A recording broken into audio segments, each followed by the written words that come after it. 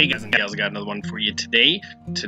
Or this week, they got the Steel Day sales, which is going to be honoring Steel Day for France, and they're going to have 75% off specials, premium tank bundles, a lot like they did Soviets this last week. Hopefully you got your Soviets that you wanted. Weekly deals, they're going to have German tank, Scout, and then the Tiger 217, and then ranked battles are going to be this weekend. Let's jump into the gameplay. So one of the things that I kind of gotten away from that I think you guys enjoyed a lot was my map breakdowns. And Cliff, I know I've shown a lot, but I'm just going to break down my thought process. This position is the keys to the success in this game. You can get shots all over the map. You got to be careful when you come around the corner. People down here, especially Artie. If Artie can get shots into you, or Artie can get shots, if there is Artie and he is shooting at you, you can shift to the other side of the hill and just play a little defensive. The 7890 to me is just pointless on this map. It's not needed to win the game.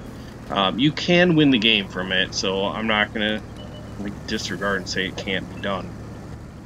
But to me, if you control the 2-3 line, you can control this map. Now it's more important if you're like fast tank to get in there, and it seems like the South gets their fast tanks in there a lot quicker. I mean, not a lot quicker, but gets them there faster than the North does. So if you are in the South, make sure you take that position. Their Scout took E3, and that is huge because he spotted all of our tanks going across the 5-6 line. So that gives their team a lot of information, and me and Thyderion need to just hold here. Generally, you're gonna have some TDs up in like B1, maybe even some heavy tanks that like to snipe, medium tanks, what have you. Generally, you're gonna have teammates up on the one line that are too afraid to push to the battle, so they're gonna sit back there and snipe for you. Which, you know what? If that's how you enjoy playing tanks, then that's your game. That's fine. Just if you're in the heavy tank shoes where you have to just hold this corner, just know if you push past the point where your TDs can't cover you anymore, it's not their fault that you died. It's generally your own fault that you died. You took a risk, you didn't make it, so then you're going back to the garage. Now, when I say the 2-3 line is the keys to winning this map, I also don't mean like you sit there all game and you're gonna get an ace tanker. Though it's been done many a times by myself. It's not just sitting in one position, it's flexing from north to south, part of that little knob. It's moving more towards the 5 line in the middle to flex shots to the south or north, depending on which side of the map I'm on. And then also bending back to cover the 1-2 line. Now, their team obviously sees that they're getting destroyed in a 6-0 battle because, honestly, me and Thyderion, 2 tanks, are holding back 7 of theirs. Finally, Thyderion falls. I'm going to start to give them room. Now, this is an interesting... Oh, I'm sorry, there's another heavy bias. I didn't realize that. I'm going to start to give them room. Now, this map is kind of strange in the fact that the 1-2 line is a choke point, but it's not like a game-winning choke point. What I mean by that is if you win it, there's no place to really go and dominate the rest of the map. You're still in low ground. Whichever side of the map you're on, you're still in low ground. You can get shot from multiple angles, from high above. So generally winning the 1-2 line is not gonna proceed to get you the win unless you can like fast cap, get some tanks on, and cap before they come back to spot their cap.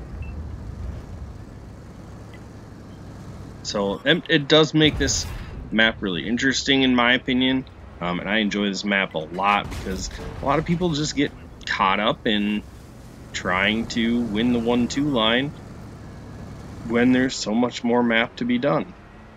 I would also just put it in the same realm of the 8-9 line. A lot of people have their mind dead set on the 8-9 line, and it's just not relevant to winning the game. Now, if you're a super fast tank, absolutely. You can bust down the 8-9, you can get flanking shots in, you definitely can help your team win, but you're more map reliant, I feel like. You can't control the game. You're just kind of hoping that your team controls the game while you get free shots in. Whereas the 1-2 line is also, congratulations, you won the 1-2 line. Now what do you do? You've lost the rest of the map. You need to try to push up into the 2-3 at that point and just try to control the bleeding. And generally that's already a little too late. So as we wrap things up, really love this game. Love the Panzer 7. I don't play it enough. It's kind of a fun twitch tank. You do have weak points, and if you're playing against a player that knows how to pen you, they're going to take advantage of it. But if you twitch, it's going to make it hard to hit, and you can be very dominant with this armor. 7,700 blocked, 5,600 damage, 3 kills, 1,000 assist. We didn't have anyone sniping for us, but we still picked up 1,000 assist. And non-ace tanker, first class, plenty of shots that we kind of missed there. Could have done better, but this Wizard 111 GFT Tier 9 Chinese tank destroyer, which is a great tank, threw up a Radley Walter. So I send him a GG. Nice work on the west side of the map. If you look at the damage totals, looks like he did most of the heavy lifting up there. Well, I'll quit babbling. Hope you enjoyed. Make sure you like, share, subscribe, and I will catch you in the next video.